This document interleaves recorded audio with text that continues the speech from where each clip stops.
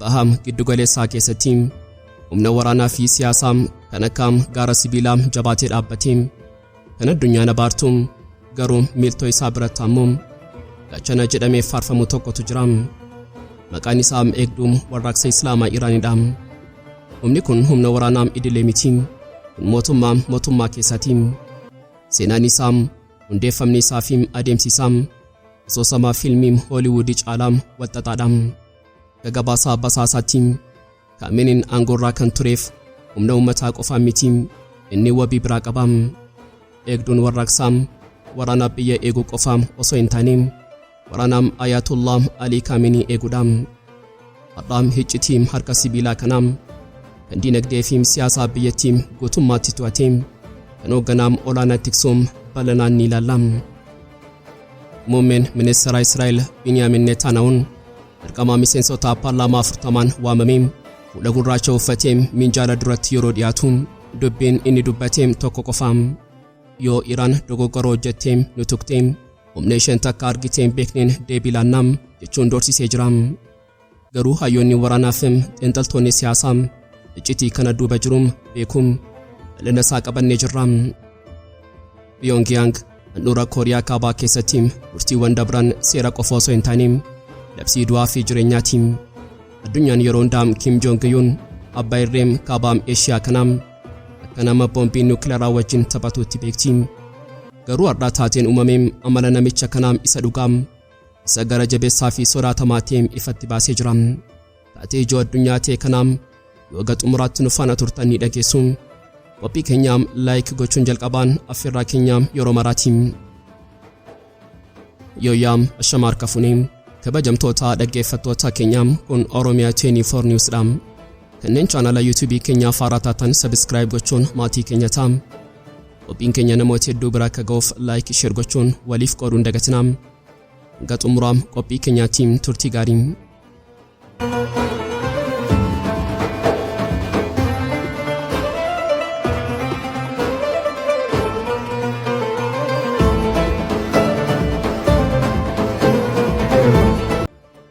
Naannawaa abbaa giddugaleessaa keessatti humna waraanaa fi siyaasaa kan akka gaara sibiilaa jabaatee dhaabbatee kan addunyaan seexana jettee abaartu kan miiltoo isaa biratti ammoo gaachana jedhamee faarfamu tokkotu jira. Maqaan isaa Seepaam Paasdaraan yookaan Eegduu Warraaqsa Islaamaati. Humni kun humna waraanaa idilee miti mootummaa keessaati. Seenaan isaa hundeeffamni isaa fi adeemsi isaa asoosama fiilmii Hooliwuudii caalaa walxaxaadha. Iccitii harka sibiilaa kanaa kan intarneetii biyya guutuu cufsiisuu danda'u kan diinagdee fi siyaasaa biyyattii guutummaatti to'atee ni ilaalla. Mee gara seenaa duubatti deebinu. Bara 1979 yeroo warraaqsi Islaamaa Iraan keessatti dha'u Ayatollah Khaameeneen waraana idilee biyyattii guutummaatti hin amanne ture. Sababiin isaa waraanni sun Shaam mootii durii waliin hariiroo qaba jechuun waan shakkaniif. Kanaafuu humna haaraa kan amantii fi warraaqsa qofaaf amanamu ijaaruu barbaade. Akkasitti eegdonni warraaqsa Islaamaa Iraan dhalatan. Jalqaba irratti akka humna eegduu xiqqoo tokkotti kan eegalame bara 1980 keessa yeroo waraanni Iraan FM Iraaqii dha'u humna guddaa fi murteessaa ta'e. Waraanni sun labobaa ibiddaa ture kan eegduu warraaqsaa kanaa akka sibiilaa taasise. Har'a humni kun miseensota 180 olii kan qabu yoo ta'u humna lafoo galaanaa fi qilleensa mataa isaa qaba. Garuu iccitiin guddaan as keessa jiru humna paasij jedhamudha. Humna paasij kan waraana miiliyoonaan lakkaa'amu of jalaa qabutu humna isaa isa dhugaa uumam. Paasij jechuun uummata keessaa kan ijaaramanidha. Isaan daandii to'atu, mormii bittimsuu fi ija mootummaa ta'anii tajaajilu. Gabaasni The Times akka saaxileetti eegdonni warraaqsa Islaamaa Iraan harka qara lamaa fakkaatu qaba. Harki isaa tokko waraana yoo ta'u harki isaa inni biraan immoo dinagdeedha. Abbanni Katama Lambiyaa jedhamu kan eegdota warraaqsa Islaamaa jalatti bulu piroojektota ijaarsa biyyattii gurguddaa daandii uffata xiyyaaraa fi hidha bishaanii hundatoota. Kana jechuun eegdonni warraaqsa Islaamaa Iraan maallaqa biiliyoonaan lakkaa'amu sochoosa. Qoqqobbii Ameerikaan Iraan irratti keessee hundaa kan cabsuu fi zayita dhoksaan kan gurguru isaanuma. Maallaqni kun ammoo meeshaa waraanaa ammayyaawaa bitachuu fi oomishuuf oola. Iccitiin inni sodaatamaan ammoo Quds Force yookaan humna Qudsiiti. Humni kun ekspoortii warraaqsaati. Qaasim Suleemaaniin Jeneraalaam Ameerikaan bara 2020 ajjeefte sanam humna kana ijaaree abbaa giddu galeessaa guutuun marsaam ibiddaam Iraanitti marsi. Hizbullaam Libaanoon, Hamaas Gazaam, Huusii Yemanii fi Kataayib Iraaq hundi isaanii ijoolleem eegdota warraaqsaa Islaamaati. Tiraamp yeroo Iraaniin nan rukuta jedhu ijoollee kana sodaataa sababiin isaan bakka hunda jiru. Har'a yeroo mormiin Iraan keessatti ka'u pireezidaantiin biyyattii Masuud Pezeshkiyan ajaja dabarsuu dhiisuu danda'a. Garuu furtuun intarneetii harkaa eegdota warraaqsaa Iraan jira. Isaan intarneetii blookaawut uumuun oduun akka hin baane godhanii mormii sanaa akka bishaanitti dhangalaasan. Garuu wanti dagatamuu hin qabne eegdonni warraaqsaa kun Iraan keessatti deeggarsa cimaa qabaachuu isaaniiti. Uummanni baay'een isaan akka gootota biyyaatti ilaalu. Sababiin isaan daangaa Iraan diinarraa tiksu. Israa'elii fi Ameerikaan yeroo Iraaniin doorsisan eegdonni warraaqsaa Iraan Isaa'ilaam Haayipaarsooniikii agarsiise. Nutiin sodaannu jedha. Kun onnee Iraanotaa ni boonsa. Walumaa galatti eegdonni warraaqsa Iraan humna waraanaa qofa osoo hin taane isaan sirnadha. Isaan lafa jalaa lafarraa fi samiirra jiru. Tiraamp mootummaa jijjiiruu yoo barbaade jalqabaa humna sibiilaa kana cabsuu qaba. Kun ammoo hojii salphaa miti. Iraan har'a dhaabbattee kan jirtu dhiigaa fi lafee eegdota warraaqsaa kanarraati. Kanaafuu diinni kamiyyuu Iraaniin tuquun dura humna harka kuma qabu kanaam yaadachuu qaba. Teheraan magaalaan iccitiin ijaaramte handhuura ishee keessaa dhaannaa onnee tokko qabdi. Onneen sun pireezidaantii Masuud Pezeshkiyan yookaan paarlaamaa biyyattii miti. Onneen Iraan caasaa walxaxaa fi janamaa jalaa dhokataa kan akka ijaatti sirna Islaamaatiin marfamee eegamudha.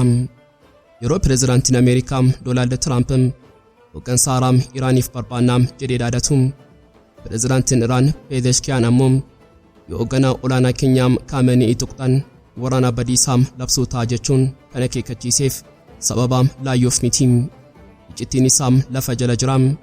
Ayatollah Maaliif Khaameeneey eegduun warraaqsa Iraan hariiroo hojii qofa osoo hin taane hariiroo lubbuu fi qaamaa qabu tokko malee inni kan jiraachuu hin danda'u. Mee iccitii gaachana sibiilaa kanaam gadi fageenyaan haa qorannu. Akka gabaasni basaasaa xiinxaltoonni AFP saaxilanitti Khaameeneen aangoorraa kan tureef humna uummataa qofa miti, inni wabii biraa qaba. Eegduun warraaqsa Iraan waraana biyya eeguu qofa osoo hin taane waraana Ayatollah Maaliif Khaameeneey eeguudha.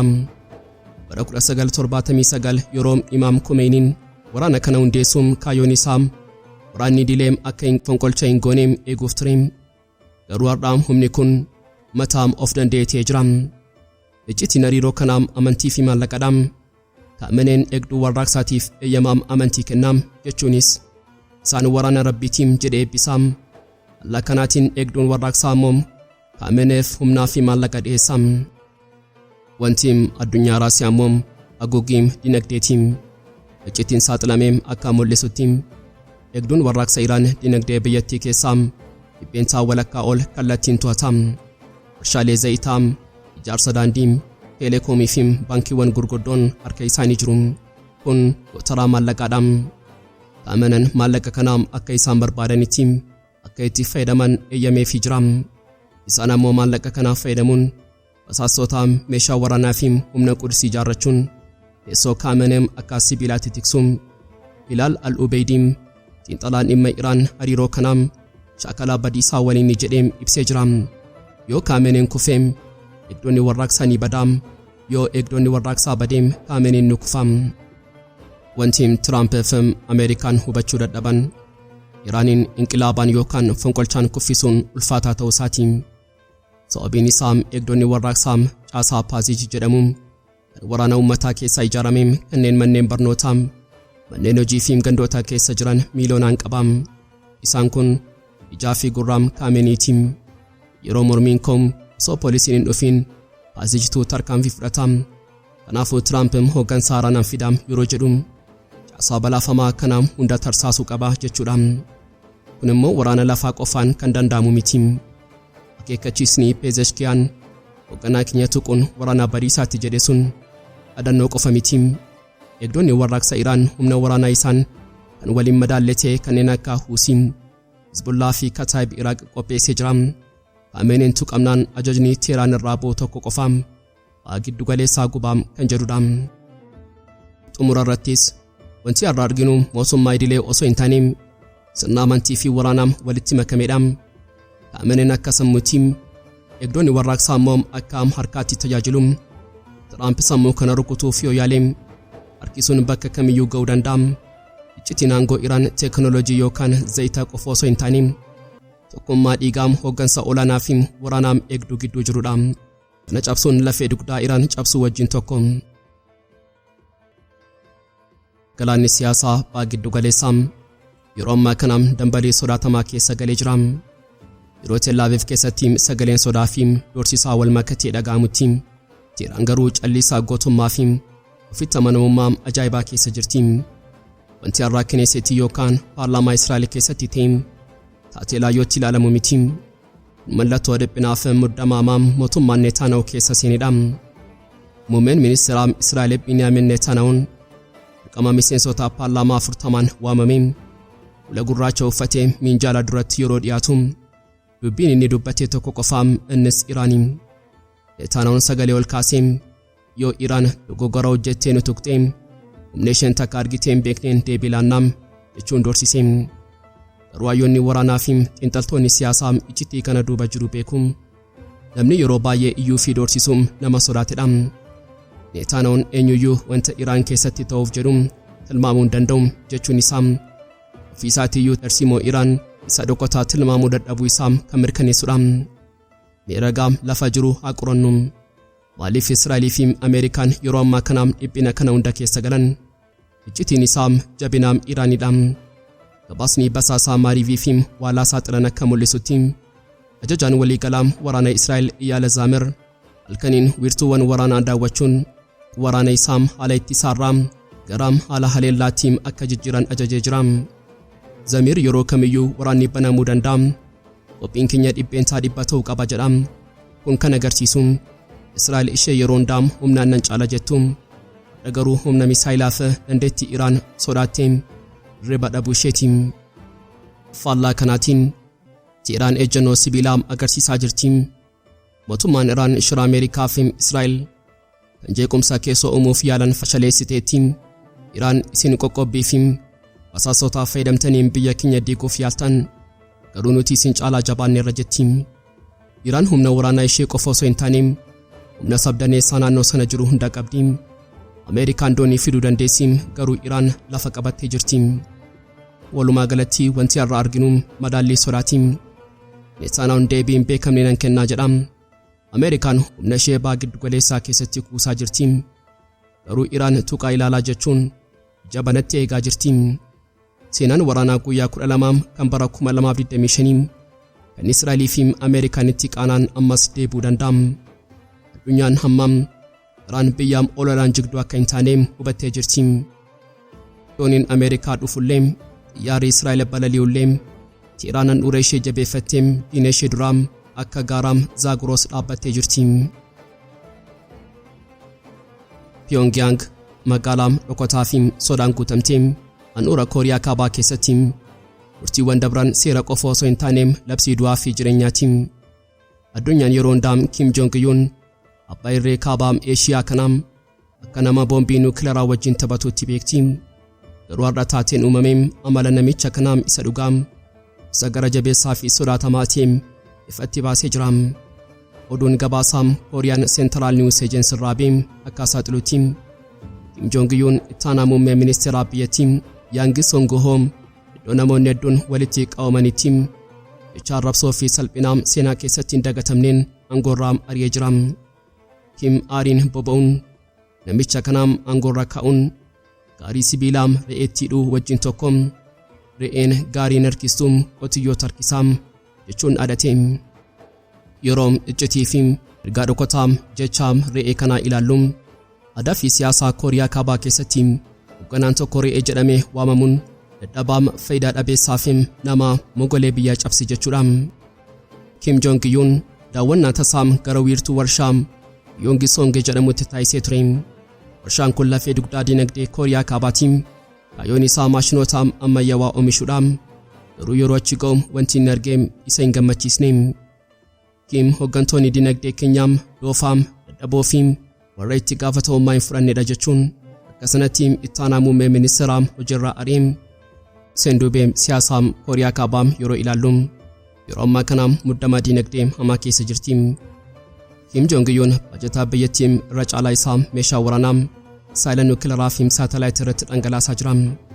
Garuu Kiim rakkoo kanaaf ofii isaa yookaan imaammata isaa osoo hin taane hoggantoota gadii akka itti gaafatamummaatti dhiyeessaa jira.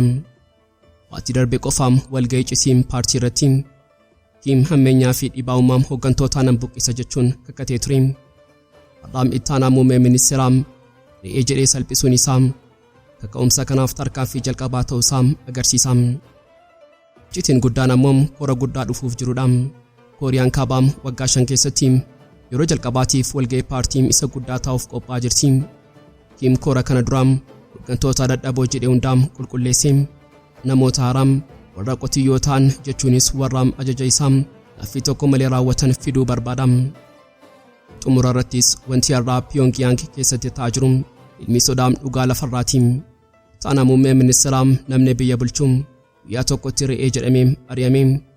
Kun ergaa hoggantoota biroo jeneraalotaa fi ministirootaaf darbeedha. Isinis boruu yoo dadhabdan carraan keessan kanuma.